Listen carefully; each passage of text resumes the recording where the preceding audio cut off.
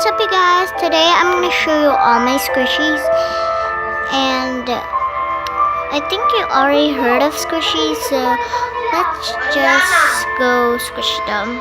Bye.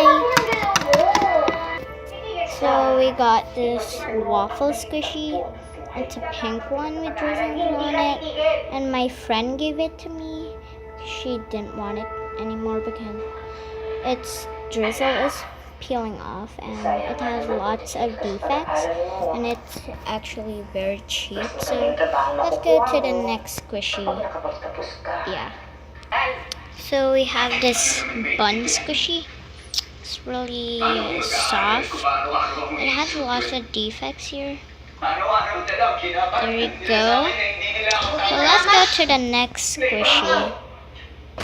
So we got this polar bear. Okay, so it has this defect here, there, and all around, but it smells so nice. Oh my gosh, it smells so good. It's like blueberry muffins. Let's go to the next one. So you got my favorite squishy. It's this hamburger cat. I think it's actually licensed because, yeah, or not.